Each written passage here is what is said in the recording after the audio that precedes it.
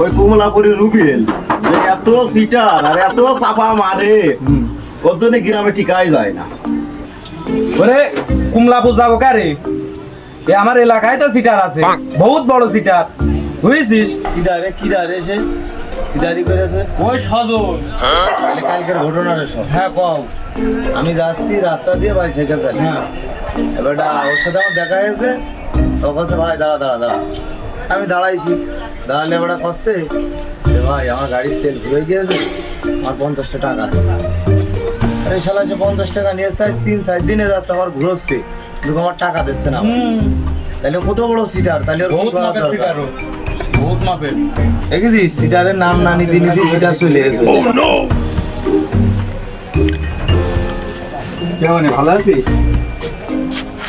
একটা পান দে। কিরে মনি কলিকা, তোমার আমাকে তো দেখে মনে মনে হয়। মনে করলাম, তা সমস্যা কি? তোর বয়স কত? আমার 60 বছর, তার ভিতর 2 পিঁড়ি মাইনাস করো, 20 বছর। 20 বছর বয়স? তুই আমার বয়স জানিস? কত? আমার বয়স শুনলি তো দাঁত খিল লেগে দেবেন তো। তাই কও শুনি। 3 9 যোগ কর। 27 বছর বয়স। আচ্ছা বাদ দাও বাদ দাও, দাও একটা পান দাও। তুই কালকে ছিলে বিলে তো নাক শুনলি দুধ বেরোয়, তুই আমার মনি করছিস, বিষয়টা আমায় আমল নিতে পারলাম না। হ্যাঁ দাও, বাদ দাও, দিন একটা পান দাও। ভালো আছিস? এই তো ভাই আলহামদুলিল্লাহ, তোমার কি অবস্থা? এই আল্লাহ পাক রেখেছে কোনো রকম, ভালোই আছি, খারাপ নেই, তোর ভালোই আছি। মনি পানে কি দেবো, পানে কি হবে তোর? বিহারি কায়দায় পান দাও, বিহারি কায়দায় একটা সুন্দর করে বানিয়ে পান দাও। হ্যাঁ না মনি পান নে ধর। এমনি পানটা নিয়ে আয় দিনে। কি একটা কাজ, বৃষ্টি মারি এত কাছে বসে রয়েছে, তারপরও কষে মনি পান্ডা নিয়ে আয় দিন। আসলেই তো ফালতু লোকে, বড় ভাইরা তো খারাপ কয় না রে। যাক, বড় ভাই মানুষ, এখন তো গুলো পান্ডাই নেই দি। পান কি তোর নিয়ে হাতে গলে? কি করবো, বড় ভাই মানুষ। দাও পান দাও। নেন দাও, শুন দাও ভাই। উঠা উঠা নে, এ খা।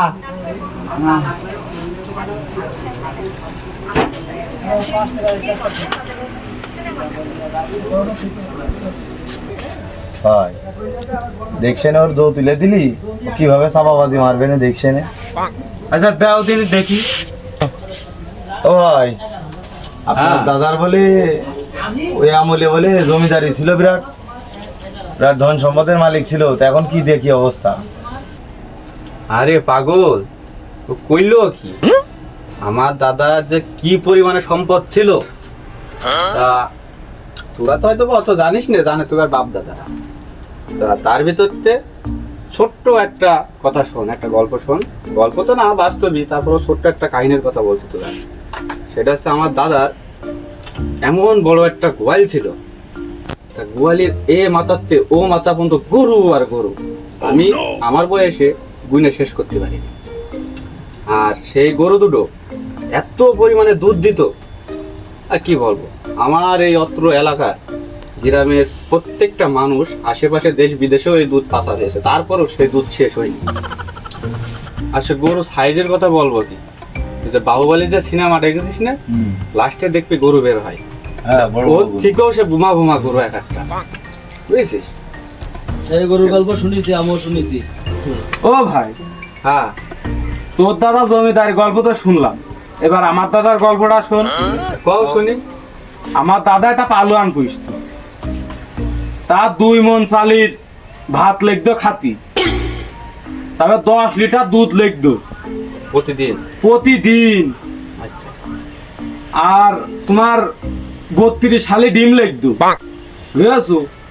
আবার 1 খান কাঁচা কলা লেগতো। ও না না না না না না, সরপি কলা, সরপি কলা, কাঁচা কলা না, সরপি কলা লেগতো। দেখো তাহলে বুঝেছো কত বড় পালোয়ান পুষতো আমার দাদা। দেখিস তোর দাদার জমিদারি গল্প শুনলাম আমি, আর তোর দাদার পালোয়ানের গল্প শুনলাম। আমার দাদার ওসব কিছু ছিল না, সামান্য একটা লগা ছিল, লগা লগা। তাই এই লগাই বাড়ি বসে তামাল লোকের গাছে খেজুর, আম, ডাব পেত। তা পাড়ার পরে কিছু কিছু সময় লোকের কুয়ায় কাটুও দিত ওই লগা দিয়ে। ওই লগাতে হ্যাঁ, বিশাল ব্যাপার। বিশাল ব্যাপার মানে।